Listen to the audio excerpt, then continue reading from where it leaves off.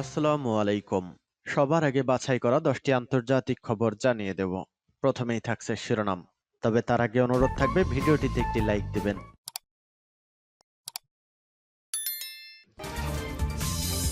ফিলিস্তিন জিন্দাবাদ জানিয়ে দেব হাতে থাকা সর্বশেষ আপডেট আন্তর্জাতিক সংবাদ। প্রথমেই সংবাদ শিরোনাম। মার্কিন F-16 বিমান লক্ষ্য করে ইয়েমেনি ক্ষেপণাস্ত্র হামলা। এরপর জানিয়ে দিব ভয়ঙ্কর বিপদে ইসরায়েল গৃহযুদ্ধের শঙ্কা। এদিকে ইউক্রেনের রাশিয়ান বাহিনীর অতর্কিত হামলা, নিহত 18। আরও জানিয়ে দিব গাজায় ইসরায়েলের নৃশংসতা অব্যাহত, একদিনে নিহত 86। সর্বশেষ জানিয়ে দিব ভারত পাকিস্তান সীমান্তের দুই পাড়ে যুদ্ধের তোড়জোড়। এতক্ষণ শুনছিলেন সংবাদ শিরোনাম, এবারে বিস্তারিত। তবে অনুরোধ থাকবে ভিডিওটিতে একটি লাইক করবেন এবং কমেন্ট করে জানিয়ে দিবেন কোন জেলা থেকে আপনি আমাদের এই ভিডিওটি দেখছেন। মার্কিন F-16 বিমান লক্ষ্য করে ইয়েমেনি ক্ষেপণাস্ত্র হামলা। লোহিত সাগরে মার্কিন বাহিনী ও ইয়েমেনের আন-নাসরুল্লাহর মধ্যে উত্তেজনা আরও বেড়েছে। সর্বশেষ ঘটনায় আন-নাসরুল্লাহ বাহিনী প্রথমবারের মতো একটি মার্কিন F-16 যুদ্ধবিমানকে লক্ষ্য করে ক্ষেপণাস্ত্র নিক্ষেপ করেছে। যদিও ক্ষেপণাস্ত্রটি লক্ষ্যভ্রষ্ট হয়, তবে এই ঘটনা হুথিদের সামরিক সক্ষমতা এর উন্নতির ইঙ্গিত দিচ্ছে বলে মনে করেছেন বিশ্লেষকরা। মার্কিন প্রতিরক্ষা দপ্তর পেন্টাগন আনুষ্ঠানিকভাবে হামলার বিষয়টি নিশ্চিত করেছে। 19 ফেব্রুয়ারি ইয়েমেনের উপকূলের কাছে লোহিত সাগরের আকাশে টহলরত একটি মার্কিন F-16 যুদ্ধবিমানকে লক্ষ্য করে ভূমি থেকে আকাশে নিক্ষেপযোগ্য ক্ষেপণাস্ত্র ছড়ে আন-নাসরুল্লাহ বাহিনী।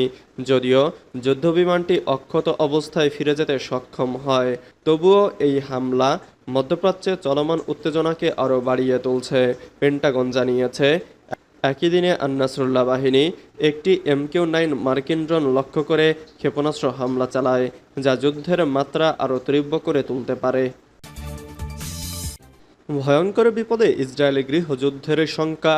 ভয়ঙ্কর বিপদের মুখোমুখি ইসরায়েল। দেশটিতে সম্প্রতি পরিচালিত এক জরিপে দেখা গেছে ইসরায়েল গৃহযুদ্ধের দ্বার প্রান্তে রয়েছে। সংবাদ মাধ্যম দ্য জেরুজালেম পোস্টের এক প্রতিবেদনে এ তথ্য জানানো হয়েছে। সুইস পিপলস পলিসি ইনস্টিটিউট পরিচালিত এক নতুন জনমত জরিপে দেখা গেছে 60% ইসরায়েলি নাগরিক মনে করেন দেশটির মধ্যে গৃহযুদ্ধের দ্বারপ্রান্তে রয়েছে। বৃহস্পতিবার প্রকাশিত জরিপের ফলাফল অনুযায়ী এটাই বর্তমান পরিস্থিতির প্রতি দেশের জনগণের গভীর উদ্বেগকে প্রতিফলিত করছে। জরিপটি অনুষ্ঠিত হয় সাবেক সুপ্রিম কোর্টের প্রধান বিচারপতি আহারন বারাকের মার্চ 20 তারিখে করা এক সতর্কতার প্রেক্ষিতে। তিনি বলেছিলেন, আমরা গৃহযুদ্ধের এক মুহূর্তের দূরত্বে আছি। তার মতে দেশীয় বিরোধের কারণে এই বিপদ আরও প্রবল হচ্ছে। জরিপের ফলাফল অনুযায়ী 27% প্রক্রিয়া জানিয়েছেন যে তারা বারাকের মতামতের সঙ্গে একমত। অন্যদিকে 33% বলেছেন যে বারাক কিছুটা বাড়িয়ে বলছেন, তবে গৃহযুদ্ধের সম্ভাবনা এখনও বাস্তব। 16% মনে করেন গৃহযুদ্ধের কোনো প্রকৃত বিপদ নেই। জরিপে আরও দেখা গেছে ডানপন্থী ব্যতীত সব রাজনৈতিক মতাদর্শের জনগণ গৃহযুদ্ধের আশঙ্কা প্রকাশ করেছে। এর আগে মারিব সংবাদপত্রে প্রকাশিত অপর এক জরিপে দেখা যায় 2023 সালের জুলাই মাসে বিচারিক সংস্কারের বিষয়ে ব্যাপক প্রতিবাদ এবং জনগণের মধ্যে গৃহযুদ্ধের আশঙ্কা বেড়ে গিয়েছিল। এই সময় 58% ইসরায়েলি নাগরিক মনে করেছিল যে বিচারিক সংস্কারের কারণে গৃহযুদ্ধের সম্ভাবনা রয়েছে। যদিও সেই প্রতিবাদগুলো 7 অক্টোবর হামাসের হত্যাযজ্ঞের পর স্থগিত হয়। ইউক্রেনের রাশিয়ান বাহিনীর অতর্কিত হামলা, নিহত 18। ইউক্রেনের মধ্যাঞ্চলীয় শহর ক্রিভি রিহের একটি আবাসিক এলাকায় অতর্কিত হামলা চালিয়েছে রাশিয়ান বাহিনী। এতে অন্তত 18 জন নিহত হয়েছে। নিহতদের মধ্যে 9 জন শিশু রয়েছে। স্থানীয় কর্তৃপক্ষের বরাত দিয়ে এই তথ্য জানিয়েছে কাতার ভিত্তিক সংবাদ মাধ্যম আল জাজিরা। ইউক্রেনের কর্তৃপক্ষ বলছে এটি চলতি বছরের মস্কোর চালানো সবচেয়ে বড় প্রাণঘাতী হামলা। মার্কিন প্রেসিডেন্ট ডোনাল্ড ট্রাম্প যখন রাশিয়া ও ইউক্রেনের এই যুদ্ধ বন্ধে তৎপর, তার মধ্যে গতকাল শুক্রবার ইউক্রেনের প্রেসিডেন্ট ভলোদিমির জেলেনস্কির শহরে এই হামলা হলো। নিপ্রপেত্রোভস্কের গভর্নর সেরহি লিসাখ বার্তা আদান প্রদানের মাধ্যম টেলিগ্রামে লিখেছেন, হামলায় আবাসিক ব্লক ক্ষতিগ্রস্ত হয়েছে এবং আগুন ধরেছে। টেলিগ্রামে ছড়িয়ে পড়া বিভিন্ন ভিডিওতে দেখা গেছে ফুটপাতে হতাহতদের দেহ পড়ে আছে। সেখানে একটি খেলার মাঠের ভিডিও রয়েছে। ভিডিওতে আকাশে ধূসর ধোঁয়া উড়তে দেখা গেছে। তবে এসব ভিডিও যাচাই করা সম্ভব হয়নি।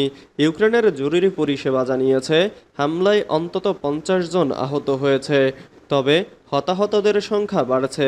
লিসাক জানান, আহত 30 জনের বেশি ব্যক্তি হাসপাতালে ভর্তি রয়েছেন। তাদের মধ্যে 3 মাসের এক শিশুও রয়েছে। রাশিয়ান বাহিনী ব্যালিস্টিক ক্ষেপণাস্ত্র দিয়ে এই হামলা চালিয়েছে বলে প্রতিবেদনে বলা হয়েছে। গাজায় ইসরায়েলের নৃশংসতা অব্যাহত, একদিনে নিহত 86। ইসরায়েলের বিমান হামলায় ফিলিস্তিনের গাজা উপত্যকায় আরও 86 জন ফিলিস্তিনি নিহত হয়েছেন। এ সময় আহত হয়েছেন অন্তত 287 জন। গাজার স্বাস্থ্য মন্ত্রণালয় এক বিবৃতিতে এ তথ্য জানিয়েছে। খবর আনাদোলুর। মূলত বৃহস্পতিবার সন্ধ্যা থেকে শুক্রবার সন্ধ্যা পর্যন্ত হতাহতের এই ঘটনা ঘটেছে। এদিকে আল জাজিরা জানিয়েছে, চিকিৎসকরা বলেছেন গাজা শহরের আল আহলি হাসপাতালে হতাহতদের চিকিৎসা করার জন্য কোনো জায়গা অবশিষ্ট নেই। সর্বশেষ ইসরায়েলি হামলায় শুক্রবার ভোর থেকে কমপক্ষে 38 ফিলিস্তিনি নিহত হয়েছে। এছাড়া ইউএনআরডব্লিউএ এর প্রধান বলেছেন, গত 18 মার্চ ইসরায়েল যুদ্ধবিরতি ভঙ্গ করার পর থেকে গাজায় প্রতিদিন অন্তত 100 ফিলিস্তিনি শিশু হতাহত হয়েছে। 2023 সালের অক্টোবর থেকে গাজায় অভিযান শুরু করে ইসরায়েল।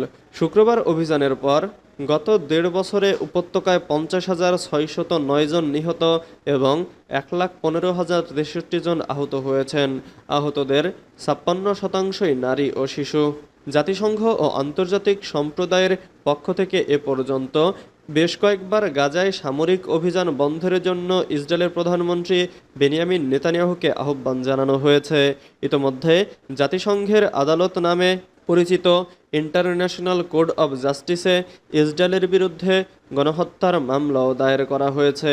তবে নেতানিয়াহু স্পষ্টভাবে জানিয়েছেন, হামাসকে পুরোপুরি দুর্বল ও অকার্যকর করা এবং জিম্মিদের মুক্ত করা এই অভিযানের লক্ষ্য এবং লক্ষ্য পূরণ না হওয়া পর্যন্ত অভিযান চলবে গাজায়। ভারত পাকিস্তান সীমান্তের দুই পাড়ে যুদ্ধের তোড়জোড়। দক্ষিণ এশিয়ার ভূরাজনৈতিক মঞ্চে ভারত ক্রমেই একঘরে হয়ে পড়েছে। দিল্লির দীর্ঘমেয়াদী কূটনৈতিক কৌশলে দেখা দিয়েছে বড় ধরনের ফাটল। সীমান্তে উত্তেজনা তুঙ্গে, আর অভ্যন্তরীণ চ্যালেঞ্জ বাড়ছে প্রধানমন্ত্রী নরেন্দ্র মোদীর 3 মেয়াদের শাসনে। এই সংকট একদিনে তৈরি হয়নি। গত 1 দশকে দক্ষিণ এশিয়ার প্রতিবেশী দেশগুলোর সঙ্গে ভারতের সম্পর্ক অনেকটাই বদলেছে। মোদী সরকার হিন্দুত্ববাদ এবং উগ্র জাতীয়তাবাদকে প্রাধান্য দিয়ে দেশ পরিচালনা করলেও আন্তর্জাতিক অঙ্গনে ক্রমেই কোণঠাসা হয়ে পড়ছে। এর সাম্প্রতিক উদাহরণ বাংলাদেশ ইস্যু। 2024 সালের জুলাইয়ে বাংলাদেশের ছাত্র জনতার অভ্যুত্থানে শেখ হাসিনা সরকার ক্ষমতা থেকে বিদায় নেয়। দিল্লির ঘনিষ্ঠ মিত্র হিসেবে হাসিনার বিদায় ভারতের জন্য বড় ধাক্কা হয়ে দাঁড়িয়েছে। হাসিনাকে ভারতে আশ্রয় দেওয়ার বিষয়টি নৈতিকতার প্রশ্ন তুলেছে। তবে মিত্রকে এভাবে ফিরিয়ে দিলে কূটনৈতিক শিষ্টাচার রক্ষা হবে কিনা তা নিয়েও বিতর্ক সৃষ্টি হয়েছে। এ নিয়ে ভারতের সংসদেও প্রশ্ন উঠেছে, শেখ হাসিনাকে কবে বাংলাদেশে ফেরানো হবে।